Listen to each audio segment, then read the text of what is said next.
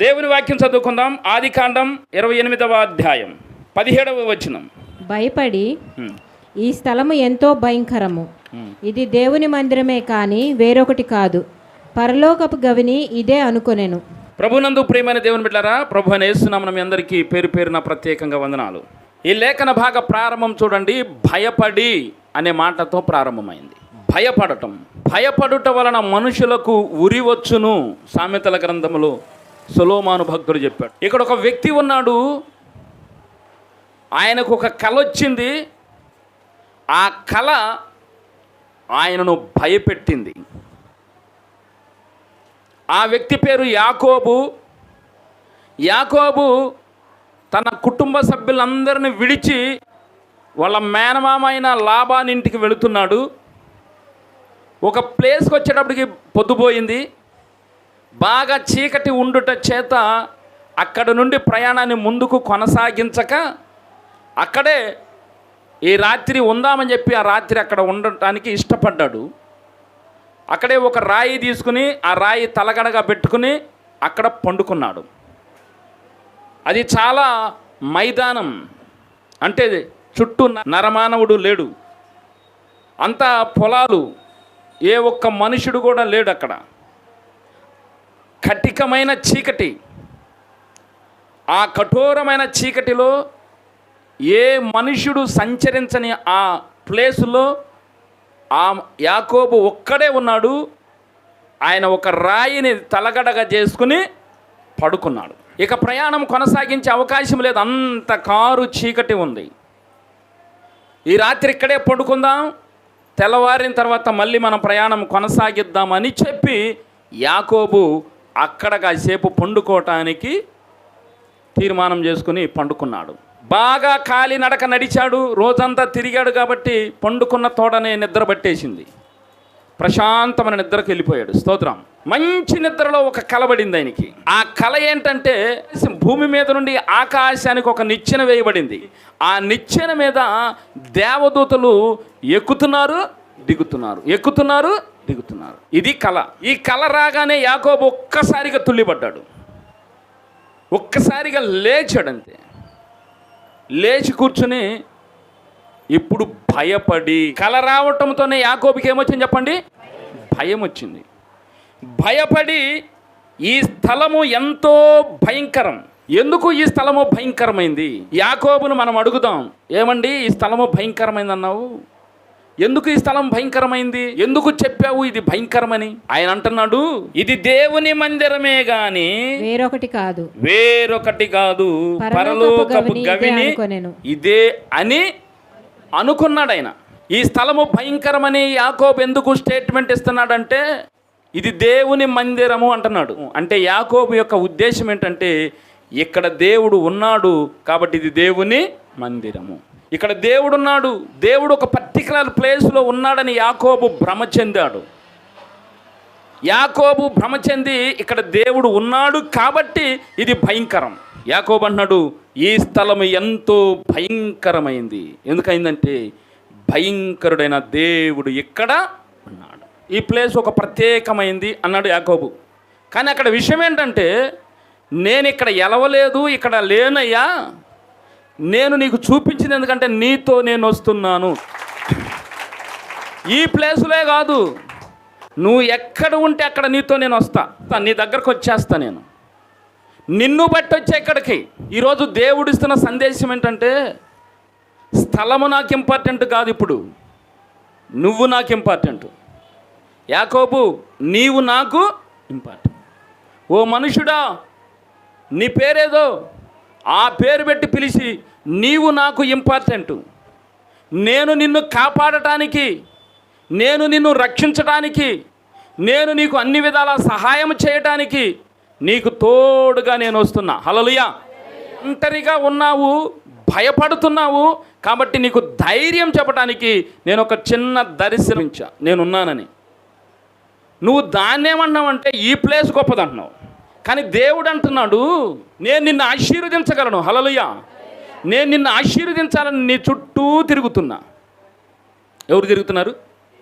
దేవుడు తిరుగుతున్నాడు. దావీదు భక్తుడు ఏమన్నాడు? 23వ కీర్తన 6వ వచనం, నేను బ్రతుకు దినములన్నీయు నేను బ్రతుకు దినములన్నీయు కృపాక్షేమములే కృపాక్షేమములే నా వెంట వచ్చును. నా వెంట వచ్చును. దావీదు వెంట వెళుతున్నాయి. ఏమై చెప్పండి? కృప వేరు, క్షేమం వేరు. ఈ రెండు వెళుతున్నాయి. భూమి మీద ఏ మనుషుడైనా దేవుని దగ్గర వెతికేది ఈ రెండే, కృప, క్షేమం. ఈ రెండే వెతుకుతాడు. కృప వలన చేసిన దోషాలకు ప్రాయశ్చిత్తం కలుగుతుంది. క్షేమము మనకంతా మేలే జరుగుతుంది.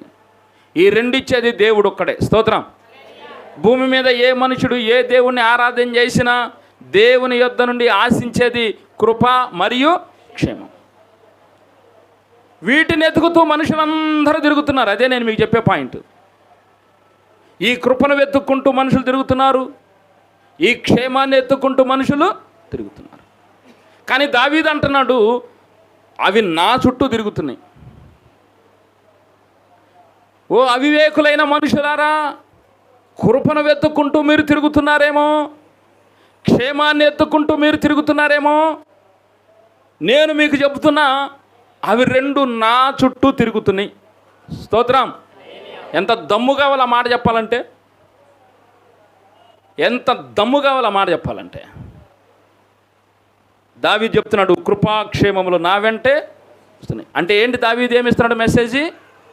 నేను కృపను వెతకటం లేదు, క్షేమమును కూడా నేను వెతకటం లేదు, నేను వెతుకుతుంది దేవుణ్ణి. స్తోత్రం. ఆ దేవుడు నాకు దొరికేశాడు, ఆ దేవుణ్ణి నేను కనుగొన్నాను, ఆ దేవుడు నాకు పరిచయం అయిపోయాడు, ఆ దేవుడు నాతో ఉన్నాడు. ఆమేన్. ఆ దేవుడు నాతో ఉన్నాడు కాబట్టి కృపాక్షేమములు నా వెంట వస్తున్నాయి. నేను ఎక్కడికి వెళ్తే అక్కడ వస్తాయి ఇవి నా ఎంపటే. ఇవి నా ఎంపట ఎందుకు వస్తున్నాయి అంటే నా దేవుడు నాతో వస్తున్నాడు. స్తోత్రం. యాకోబు ఆ లాజిక్ మర్చిపోయాడు. చదవండి ఆదికాండం 28 అధ్యాయం 3వ వచనం. సర్వశక్తి గల దేవుడు, సర్వశక్తి గల దేవుడు నిన్ను ఆశీర్వదించి నీవు అనేక జనములగునట్లు నీకు సంతానాభివృద్ధి కలుగజేసి నిన్ను విస్తరింపజేసి నీవు పరవాసివైన దేశమును అనగా దేవుడు అబ్రహామునకు ఇచ్చిన దేశమును నీవు స్వాస్థ్యంగా చేసుకొనున్నట్లు ఆయన నీకు అనగా నీకును నీతో కూడా నీ సంతానమునకును అబ్రహామునకు అనుగ్రహించిన ఆశీర్వాదమును దయచేయునుగాక అని అతన్ని దీవించి. యాకోబు యొక్క తండ్రి ఇస్సాకు యాకోబును దీవిస్తున్నాడు. ఆమె ఏమని దీవిస్తున్నాడు? సర్వశక్తి గల దేవుడు నిన్ను ఆశీర్వదించి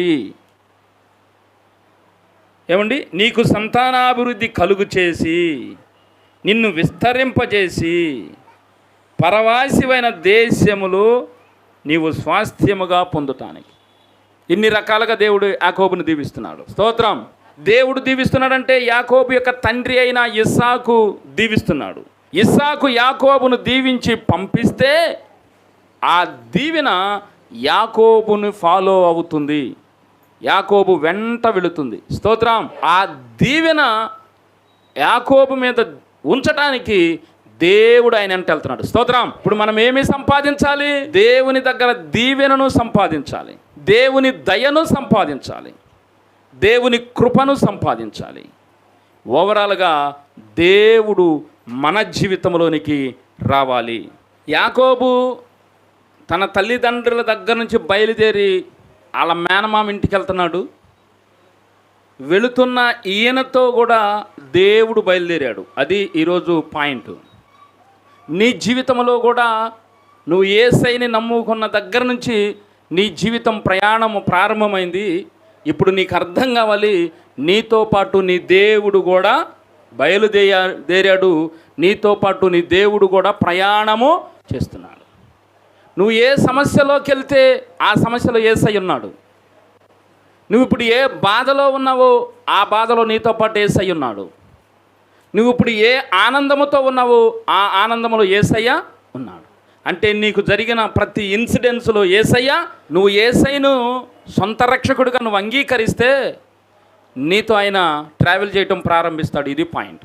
మోషేతో అన్నాడు, ఇది మొదలుకొని నా సన్నిధి నీకు తోడుగా వచ్చును. మళ్ళీ మోషే అడగల, నువ్వు నాతో రా, నువ్వు నాతో రా అని. స్తోత్రం. ఒకేసారి సేనాయి పర్వతం మీద మోషే దేవుణ్ణి అడిగాడు, నువ్వు నాతో రా ప్రభా, లేదా ఎవరినైనా పంపించు, ఎవరిని పంపకుండా నన్ను మాత్రం వెళ్ళమని నువ్వు చెప్పొద్దన్నాడు. అప్పుడు దేవుడు అన్నాడు, నా సన్నిధి నీకు తోడుగా వచ్చును. అంటే అప్పుడు చెప్పాడంటే ఎప్పుడు దాకా వస్తాడు చెప్పండి? కనాను వెళ్ళేంత వరకు దేవుడు తోడుగానే వస్తాడు. మళ్ళీ దేవుడిని పిలవాల్సిన అవసరం ఉందా? లేదు. యాకోబును తండ్రి అయిన ఇస్సాకు దీవిస్తే ఆ దీవెనతో పాటు యాకోబుతో పాటు ఎవరు వచ్చారు? దేవుడు వచ్చాడు. అంటే దేవుడు ఎక్కడి నుంచి బయలుదేరాడు? అలా పుట్టింటి కాడ నుంచి, యాకోబు పుట్టింటి కాడ నుంచి యాకోబుతో దేవుడు బయలుదేరాడు. మళ్ళీ దేవుని యొక్క కాన్సెప్ట్ ఏంటి? మళ్ళీ తీసుకొచ్చి వాళ్ళ తండ్రి ఇంటికి చేర్చాలి. పాయింట్ అర్థమైందా? ఇస్సాకు ఇంటికాడ నుంచి యాకోబు బయలుదేరితే యాకోబుతో పాటు దేవుడు కూడా బయలుదేరాడు. బయలుదేరిన దేవుడు ఏం చేయబోతున్నాడు? మళ్ళీ యాకోబును తీసుకొచ్చి ఇక్కడ కూర్చోబెట్టబోతున్నాడు. స్తోత్రం. ఇప్పుడు నీకు ఒక శ్రమ వచ్చిందంటే ఆ శ్రమలో నువ్వు వెళ్తున్నావు అనుకుంటున్నావు, కానీ నీతో పాటు యేసయ్య కూడా శ్రమలోకి వచ్చేసాడు. నువ్వు ఒక ప్రయాణం అవుతున్నావంటే నీతో పాటు యేసయ్య కూడా ప్రయాణం అవుతున్నాడు. నువ్వు ఎప్పుడైతే యేసుక్రీస్తుని సొంత రక్షకునిగా అంగీకరిస్తావో, నువ్వు యేసయ్యతో నిబంధన చేసుకుంటావో, అప్పుడే యేసయ్య నీతో ప్రయాణం చేయటం ప్రారంభిస్తాడు. స్తోత్రం.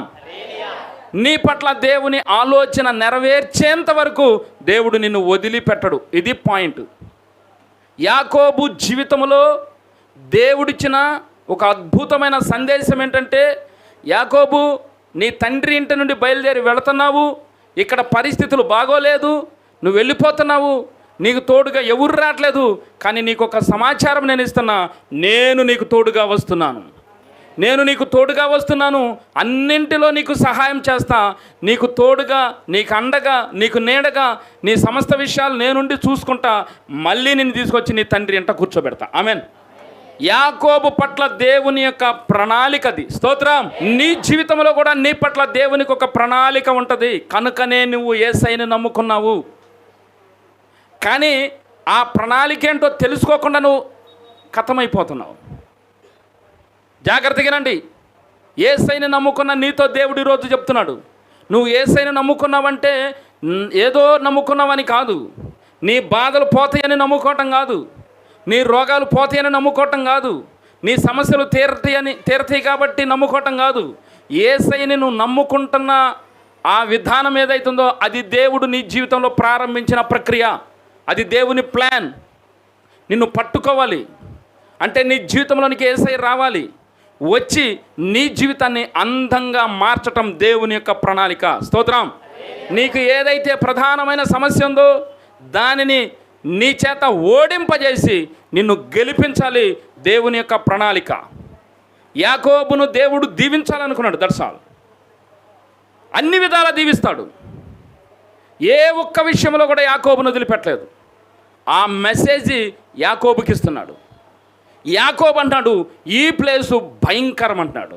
యాకోబు దేవుని చిత్తములో ఉన్నాడు కాబట్టి యాకోబుతో దేవుడు బయలుదేరాడు. కానీ యాకోబు యొక్క మిస్అండర్స్టాండింగ్ ఏంటంటే ప్లేస్ ఇంపార్టెంట్ అంటున్నాడు. ఈ ప్లేస్లో దేవుడు ఉన్నాడు అంటున్నాడు. దేవుడు అన్నాడు, ప్లేస్లో లేనయ్యా, నీలో ఉన్నా. ఆమేన్.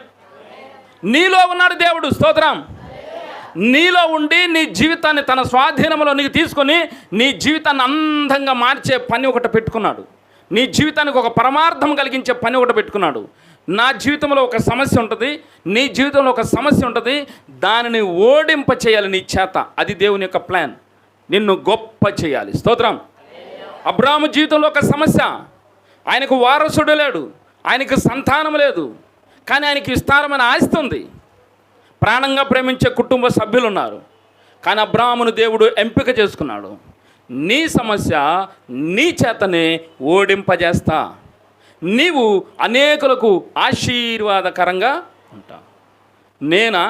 నా బ్రతుక నేనే అంతంత మాత్రం ఏడుస్తున్నా, నా బతుక్కే మేలేదో కీడేదో తెలియకుండా ఉండే, నా జీవితంలో మేలనేదే లేదు. కానీ దేవుడు వచ్చి అన్నాడు, నీ ద్వారా అనేకులను నేను దీవించబోతున్నాను అన్నాడు. నీ ద్వారా అనేకులను నేను. అప్పుడు నా మైండ్ ఎట్టుంది? నా బతుకే ఎడారి బతుకు, నా బతుకులో అసలు వర్షమే లేదు, ఆశీర్వాదం అంటే ఏంటో తెలియదు నాకు, విజయం అంటే ఏంటో నాకు తెలియదు, మేలు అనేది నాకు తెలియదు. ఏదన్నా ఒక మేలు పొందుకున్నానంటే 3 రోజులు పట్టపగలై మొత్తం పోతుంది. నాకే గతి లేదు, నేను ఇంకొకరి కొరకు ప్రార్థన చేయటమా అనుకున్నాను నేను. దేవుడు అన్నాడు, నువ్వు పడే బాధను బట్టే అనేకులను నేను దీవించబోతున్నాను. స్తోత్రం. యాకోబు జీవితంలో దేవుడు ఈరోజు మనకు నేర్పుతున్న పాయింట్ ఏంటంటే, నీవు నాకు ఇంపార్టెంటు, నువ్వు ఎక్కడుంటే అక్కడ నేను ఉంటా, నిన్ను ఆశీర్వదించడానికే నీతో నేను వస్తున్నా. నువ్వు ఏదైతే పోగొట్టుకున్నావో అది తిరిగి నీకు ఇవ్వటానికి నేను వస్తున్నా. నిన్నేదైతే పట్టి పీడిస్తుందో దాని నుండి నీకు విడుదల ఇవ్వటానికి నేను వస్తున్నా. మళ్ళీ తీసుకొచ్చి నీ తండ్రి ఇంట్లో కూర్చోబెడతా, అది నా బాధ్యత అని దేవుడు అన్నాడు. కానీ యాకోబు అంటున్నాడు, ఈ స్థలము భయంకరమంది అంటున్నాడు. యాకోబు యొక్క జీవితము మనకు ఒక పాఠము నేర్పుతుంది. యాకోబును మనం ఒక పాస్టర్గా తీసుకుంటే, మనమందరము ఆయన సంఘ సభ్యులము, విశ్వాసలమని తీసుకుంటే, యాకోబు ద్వారా దేవుడిస్తున్న సందేశం ఏంటంటే, యాకోబు నువ్వు నాకు ఇంపార్టెంట్ అయ్యా, నేను నీ జీవితంలోకి వచ్చాను. ఎందుకు వచ్చానంటే నిన్ను దీవిస్తా, నిన్ను వెంబడించే వాళ్ళందరినీ కూడా. యాకోబు బేతేల్లో దేవుడు ఉన్నాడు అంటే కారణం, యాకోబు దేవునికి ఇష్టమైన బిడ్డ. స్తోత్రం. యాకోబు కోసం బేతేలు వచ్చాడు తప్ప బేతేలతో దేవునికి ఏమీ పని. అలాగే నీ ఇంటిలోనికి దేవుడు వచ్చాడు, దేవునికి ఏం పని లేదు, కానీ నువ్వు కావాలి.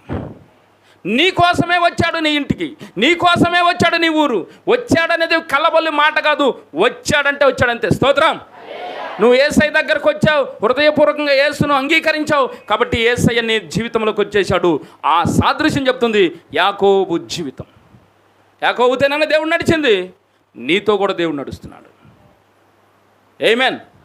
ఒక్కొక్కసారి దేవుడు చెప్తాడు, ఇది పరిశుద్ధమైన స్థలము, నీ చెప్పులు విడిచి. ఎవరితో చెప్పాడు?